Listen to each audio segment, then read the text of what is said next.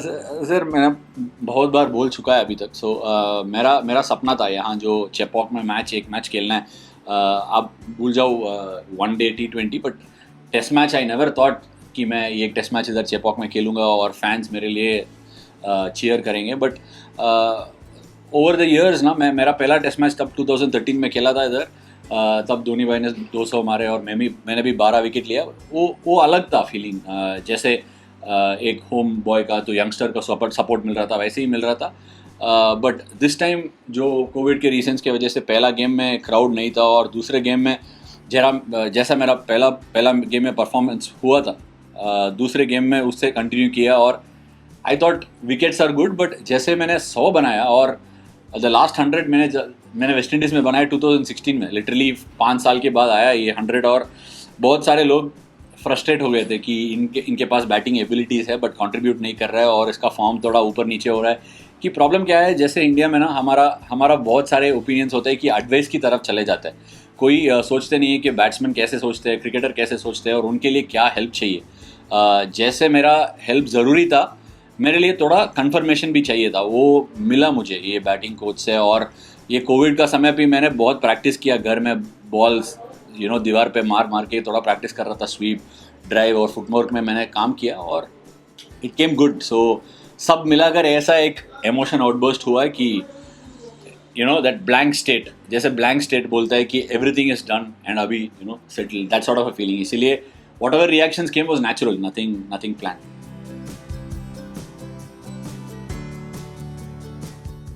Okay, I didn't think I would say this, but I'm coming out and saying this now.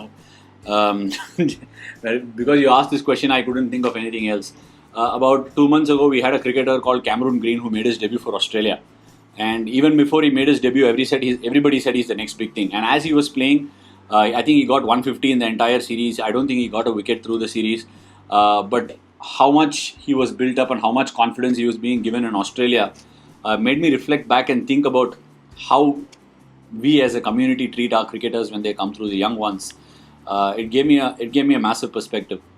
Rishabh Pant is an excellent cricketer. There are many more excellent cricketers who are there in the squad and are outside the team scheme as well. They are all excellent cricketers. We believe they're excellent, and that's why they end up playing for the country. And when they play for the country, it almost gets like to a point where we feel like we are searching for what's wrong with them. Rishabh Pant was always going to be a good cricketer. He was always going to improve.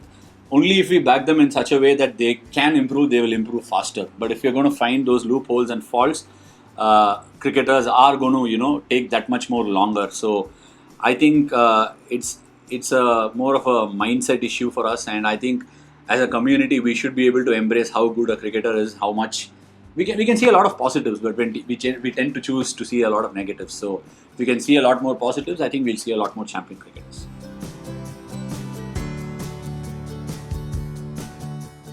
Look, dreams are what you have when you're really young, right? And you're thinking of what's going to come in front of you. But for me, it's very realistic. It's not a dream. But I mean, look, the space I am in right now is that I'm enjoying whatever I'm doing on a day-to-day basis. It's been more on the process. It's been about what, how, and when, rather than this, that, and there. That's something which can make you chase and make you desperate.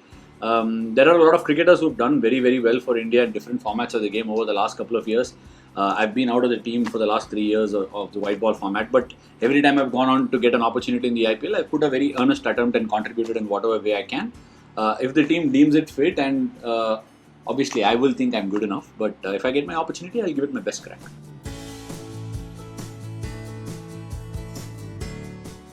First things first, Virat was playing very well. I went and supported him.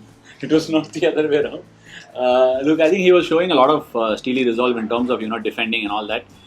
So from my side, I just wanted to go out there and carry out the plans I had in my head. However, I had practiced for getting into this game, expecting what the pitch might offer to the bowlers. So, and also the way I bowled and saw the pitch for a couple of days, I thought this is the way to play on this pitch. I played with a little bit of counter-attacking streak when I went in. So once I got in, then I sort of understood the pace of the pitch and knew what can be done, what cannot be done. And look, in all, if you look at the pitch, if you look at what's happening on a ball-to-ball basis, how the batsman is getting beaten, then you would think it's venomous. But if you look at all the 40 wickets that fell in this game, you can probably count the balls that actually climbed and took the glove and went up in the air as probably 3 or 4 max.